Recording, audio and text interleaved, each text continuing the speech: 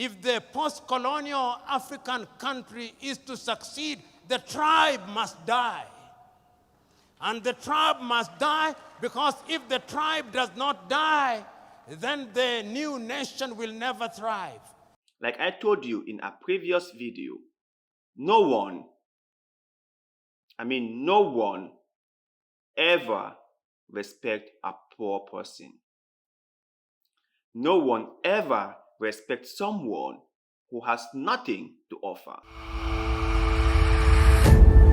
So guys, I want us to watch this video by Professor Patrice Lumumba and then discuss about what he said. So let's watch. How free are our politicians from external influence? But is that an excuse? No, it cannot be an excuse.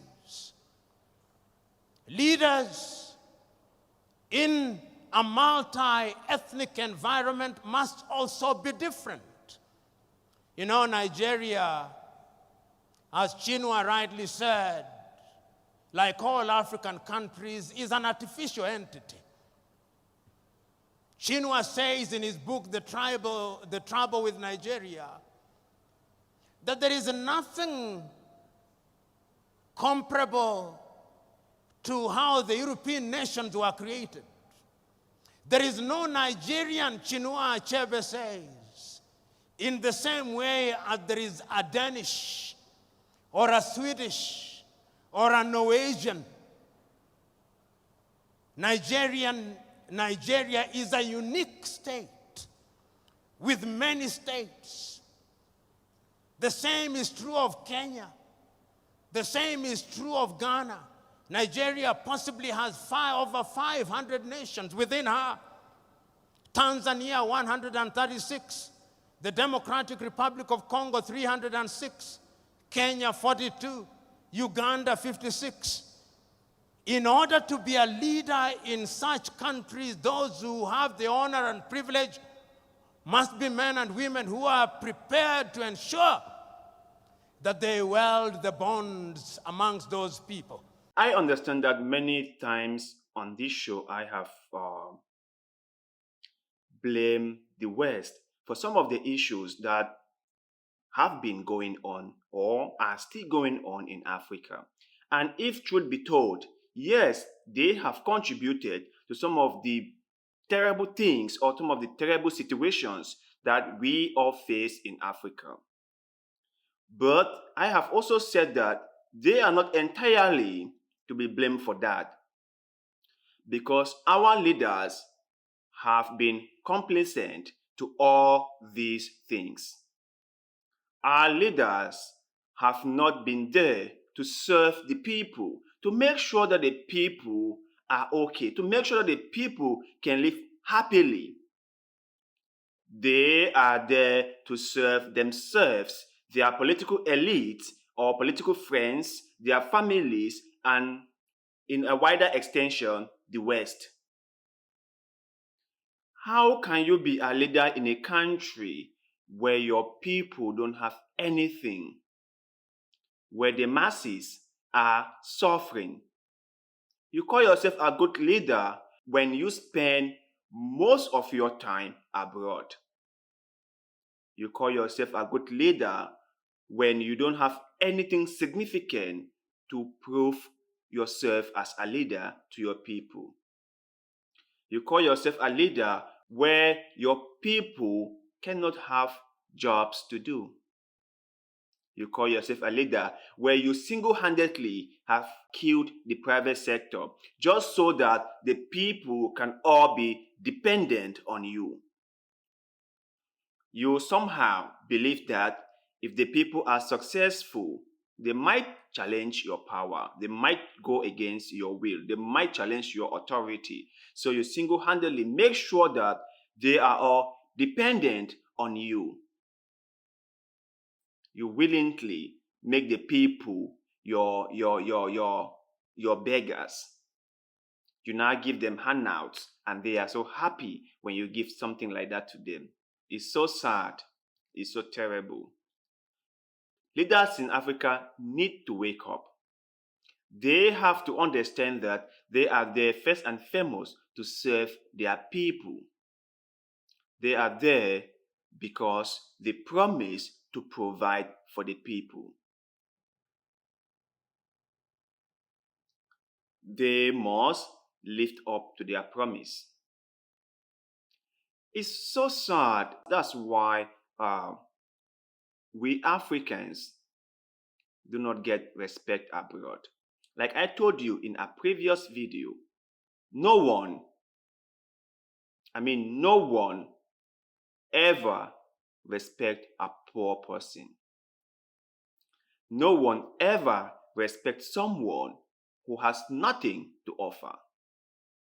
No one, absolutely no one, ever respects someone who does not do what he said he was gonna do. No one. African leaders don't get respect abroad. African people do not get any single respect abroad. And the continent doesn't get any respect from the rest of the world. When people see an African, they be like, oh, look at that black person. He has nothing to offer us. Where he came from, there is nothing there. And that is it. Why? Because the leaders have decided to make it that way. The leaders have decided to steal everything from the country. The leaders have decided to be chicken-minded and just care only about the power they control. That's all. And even if the people sleep in the street, and even if the people go hungry, no one is looking out for the little guy. No one cares. Well, let's continue. As Samora Moises Machel said, if the post-colonial African country is to succeed, the tribe must die. And the tribe must die because if the tribe does not die, then the new nation will never thrive. And I did not understand Samora Moises Machel to say that you should stop being a Yoruba. No. I did not understand him to say that you should stop being a thief or to stop being an Igbo or Hausa or a Fulani. No. Those are cultural mosaics which when put together make our nations beautiful and strong. But what do we do in most of Africa? We use those cultural differences to divide the people. We use those cultural differences to reinforce centrifugal forces and therefore threaten the very nation which we want to serve. I am telling all of us who are present here, and many of you who are present in this assembly who are honored and respected and claim to be leaders, that you have a duty to ensure that you are in front in order to serve and not to be served. But ladies and gentlemen, I wish they listen to you, Prof. I really wish they listen to you because I know you've been doing this for many, many years now. And I hope, or I'm just wishing they listen. Because if they actually did listen, or if they were listening to you, Prof, I think many things would have changed. But like you said in a previous video that I watched, that everything is a gradual process, that change doesn't happen overnight, that it takes time for change to take place. So I really believe in that. And what Prof said, leaders have to be servant of the people. They have to serve the people.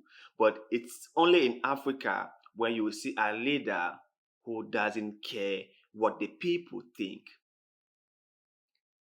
Only in Africa you see a leader who acts with impunity.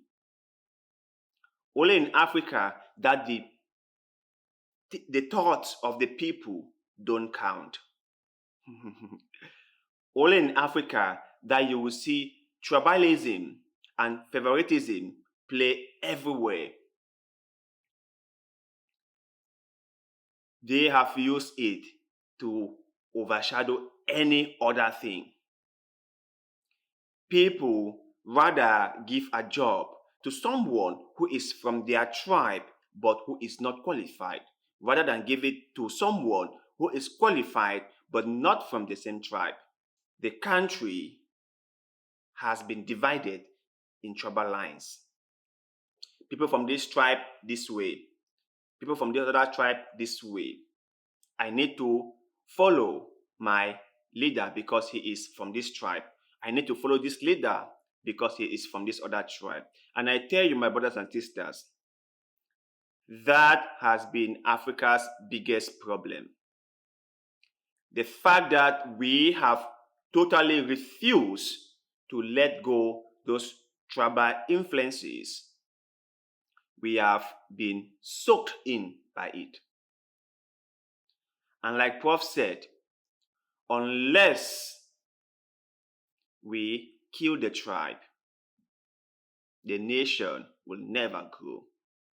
Unless we stop tribalistic behaviors, unless we stop being tribalistic, the country will not go anywhere.